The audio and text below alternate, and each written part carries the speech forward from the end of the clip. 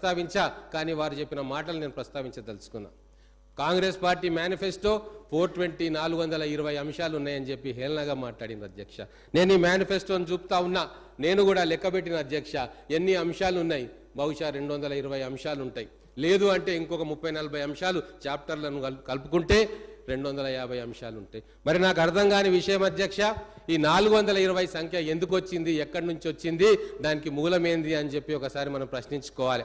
ఒకవేళ 2014లో వాళ్ళు ఇచ్చిన మేనిఫెస్టో అంశాలు, 2018లో బీఆర్ఎస్ వాళ్ళు ఇచ్చిన మేనిఫెస్టో అంశాలు అన్నీ కూడగడితే 420 అయ్యిందా ఒకసారి వాళ్ళని చూడమంటా ఉన్నా.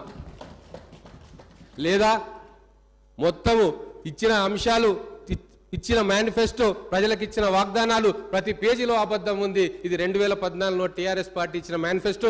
వాళ్ళకి పంపుతా, వాళ్ళ సీనియర్ నాయకులను పేజీ చూసుకోమని చెప్తా ఉన్నా. గుండె మీద చెయ్యేసుకొని ఆత్మసాక్షిగా చెప్పమనండి. వాళ్ళు ఇచ్చిన మేనిఫెస్టో 9 సంవత్సరాల్లో వాళ్ళు ఎన్ని అమలు చేసిర్రు, ఎన్ని అమలు చేయలేదు, ప్రతి ఒక్క పేజీలో నేను టిక్కు పెట్టినా ప్రతి ఒక్క పేజీలో ఒక అబద్ధం దాగి ఉంది, ఒక వంచన దాగి ఉంది, ఒక మోసం దాగి ఉంది. అది తెలంగాణ ప్రజలు గుర్తించరు కాబట్టి ఇక్కడున్న వాళ్ళు అక్కడికి పోయినరు, అక్కడున్న వాళ్ళం ఇక్కడికి వచ్చిన అధ్యక్ష.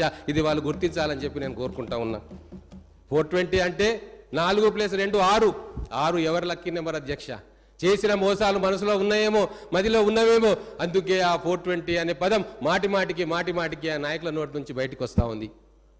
హుందాగా ఉండాల్సిన అవసరం వచ్చింది. ఒక జాతీయ పార్టీ మేనిఫెస్టో ఇచ్చింది, ప్రజల ఆకాంక్షల మేరకు ప్రజాస్వామ్య పద్ధతిలో పాలన చేస్తామంటే మేనిఫెస్టోలో అంశాలను ప్రస్తావించాలి తప్ప 420 అంశాలు చెప్పి ప్రజలకు చెప్తే నవ్వుకుంటున్నారు అధ్యక్ష. ప్రజలు ఓటమి నుంచి ఇంకా వీళ్ళకు బయటికి రాలేదు, వీళ్ళ మానసిక స్థితి ఏంది అని చెప్పి ప్రజలు ఈరోజు ప్రశ్నిస్తున్నారు అధ్యక్ష.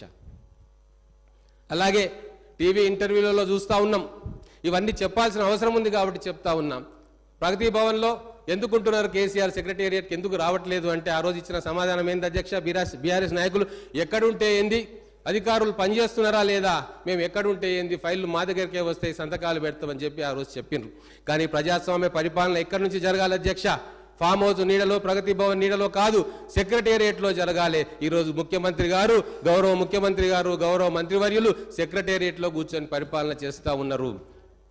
విజిటింగ్ అవర్స్లో అసంఖ్యాక ప్రజానీకం సంబరంతో జాతరలాగా ఈరోజు సెక్రటేరియట్కు వెళ్ళి అధికారులకు దరఖాస్తులు ఇస్తా ఉన్నారు, మంత్రులను కలుస్తూ ఉన్నారు, వీలైతే ముఖ్యమంత్రి గారిని కూడా కలుస్తున్నారు. ఇదే కదా ప్రజాస్వామ్యం అని నేను అడుగుతా ఉన్నా అధ్యక్ష. ఈ ప్రజాస్వామ్యం కోసమే ఓటర్లు మాకు అనుకూలంగా తీర్పిచ్చింది కదా అధ్యక్ష. అందుకే ఈరోజు తెలంగాణ ఎడ్డి తెలంగాణ, గుడ్డి తెలంగాణ కాదు, కర్రు గాల్చి వాత పెట్టే నైపుణ్యం గల తెలంగాణ. కాబట్టి ఈరోజు మళ్ళీ అధికారంలోకి నమ్మిన కాంగ్రెస్ పార్టీ, తెలంగాణ ఇచ్చిన కాంగ్రెస్ పార్టీ ఈరోజు అధికారంలోకి వచ్చిన విషయాన్ని మీరెవరు కూడా మరవద్దని చెప్పి నేను కోరుకుంటా ఉన్నా. మొదటి పేజీని చూడనట్టుంది. మొదటి పేజీలో చాప్టర్ 1లో మేమేమన్నాం?